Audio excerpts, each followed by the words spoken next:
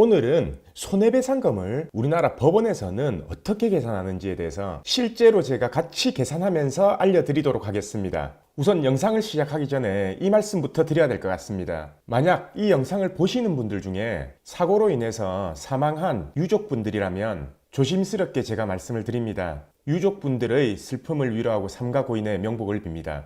이제 오늘 주제에 대해서 제가 설명을 드리면요, 제가 이 계산식을 자세하게 알려드리는 이유는요, 교통사고로 억울하게 사망을 했고 그 사망으로 인해서 손해배상을 받아야 되는데요, 보험사에서는요 약관에 정해진 대로 계산을 하지만은 실제로 법원에서는요 다른 방식으로 계산을 하고요, 그렇게 법원에서 계산하는 방식이 손해배상금이 훨씬 높게 나온다는 것을 알려드리기 위해서 영상을 촬영하는 겁니다. 그래서 제가 이제 알려드리면요, 우선 교통사고로 인해서 손해배상액 상출은요 다른 거 전부 필요 없고요, 나이, 소득, 과실 이 세 가지만 알면 누구나 다 계산할 수 있습니다. 대법원에서는 얼마 전 전원 합의체 판결로 인해서 우리나라 소득의 가동기간을 60세에서 65세로 연장을 했습니다. 자, 그래서 제가 지금부터는요 30세, 50세, 70세 이 세 가지로 계산을 한번 해볼 건데요, 우선 이 70세의 경우는요 이미 법원에서 인정하는 소득의 가동기간이 지났기 때문에 사망으로 인해서 잃는 일실수입은 없다라고 판단을 합니다. 그래서 통상적으로는 위자료 1억 원 그리고 장례비 500만 원을 산정을 하게 되는 거죠.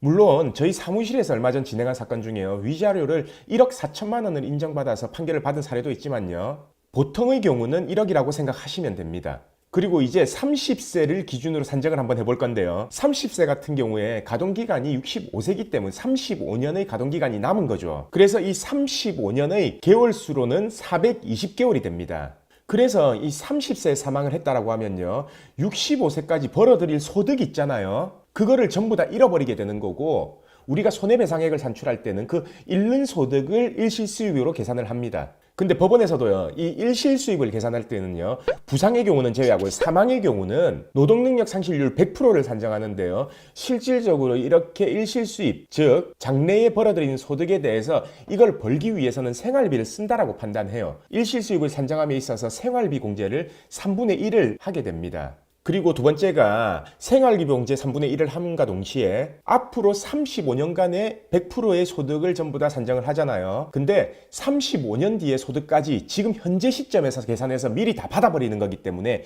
그에 대한 중간의 이자를 전부 다 공제하게 되는 거죠.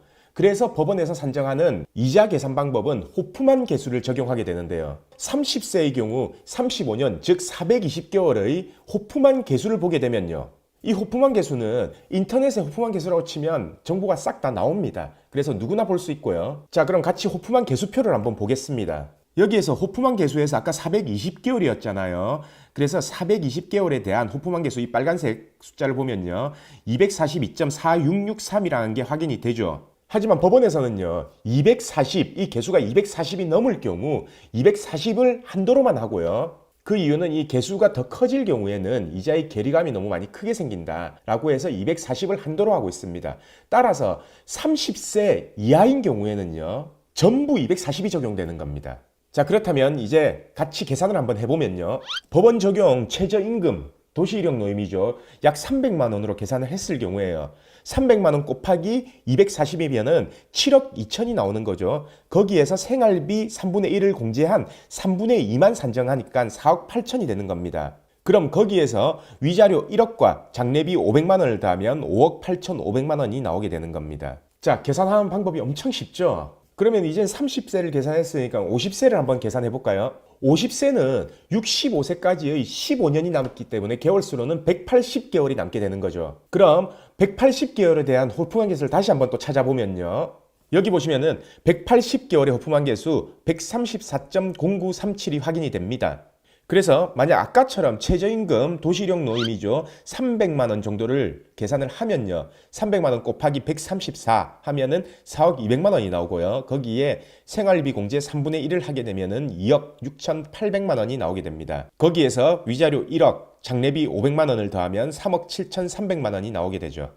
이 금액은 도시 일용노임, 즉 법원에서 인정하는 최저임금을 기준으로 산정한 거고요, 만약에 이거의 2배인 연봉 7,200만 원이라고 산정을 하게 되면요 일실수입이 5억 3,600 그리고 위자료 1억 장례비 500만 원 더해서 6억 4,100만 원이 나오게 되는 겁니다. 자, 방법, 이제 두 가지의 사례로 인해서 방법은 되게 쉽게 계산이 됐죠. 근데 여러분들도 지금 생각하시는 게 되게 이상하지 않나요? 30세 이하의 청년이나 학생이 사망하게 되면요, 5억 8천만 원 정도인데 50세의 연봉 7,200만 원이 받는 사람이 사망을 한다면은 6억 4천 정도가 되는 겁니다. 20년을 더 살고도 법원에서 인정하는 이 손해액 방식은 훨씬 더 높게 나오는 거죠. 이건 제가 생각해도요, 솔직히 불공평하고요, 조금 억울한 사안이다. 그래서 이 산출 방식에 대해서는 개선이 필요하다 이렇게 느끼는데요. 물론 지금 30세 이하라고 하더라도요, 나중에 50세가 됐을 경우 훨씬 더 높은 연봉, 훨씬 더 높은 소득을 받을 수 있는 거는 우리가 생각해 볼 수가 있거든요. 근데 사망했다라고 해서 지금 현재 소득이 아닌 미래에 가질 수 있는 기대 수익까지 전부 다 박탈시켜버린다 라는 것은 솔직히 저도 맞지 않다라고 판단됩니다. 솔직히 이렇게 사람이 사망했는데요, 이거는 지금 과실도 참작이 안 된 금액이에요. 이 손해배상금이 아파트 한 채 값도 못합니다. 결국 사람 목숨값이 아파트 한 채 값보다 못한다라는 게 현재 우리나라 법원의 손해액 산출 방식인 겁니다. 이거 빨리 대법원 판결이 바뀌어서 상향돼야 되지 않겠어요? 그래서 이런 소송을 하는 변호사들도 전부 다 이거는 상향돼야 된다, 현재 물가에 맞지 않는다라고 계속적으로 주장하고 있지만 아직까지는 법원의 판결이 바뀌지 않고 있습니다. 미국은요, 교통사고로 사람을 사망하게 하면요, 위자료만 수십억이고요, 일본 같은 경우, 유럽 같은 경우에도요, 위자료만 6, 7억이 된다고 합니다. 그에 비해 우리나라의 사망 위자료는 너무 적게 책정이 되어 있는 것 같습니다. 그런데요, 법원에서 이렇게 측정하는 방식도 이렇게 작은데 보험사에서 약관에서 산출하는 지급 기준은요, 이거의 6, 70%밖에 안 된다는 겁니다.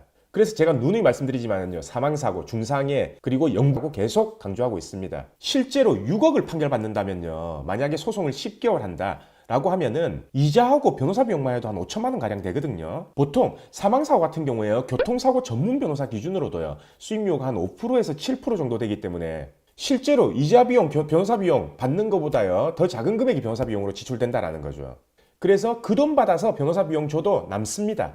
그래서 사망사고 같은 경우에는 내 돈 안 들이고 선임할 가능성이 크다라는 거예요. 변호사 비용이 고민됐다 라고 한다면은 그 고민하지 마시고 변호사를 충분히 고르셔도 된다 라는 말을 드리고 싶습니다. 오늘은 이 사망사고 손해배상액 계산하는 방식에 대해서 제가 같이 계산하면서 자세히 알려드렸고요. 내일도 새로운 주제를 가지고 오겠습니다. 오늘 영상 끝까지 봐주신 구독자분들께 감사드립니다.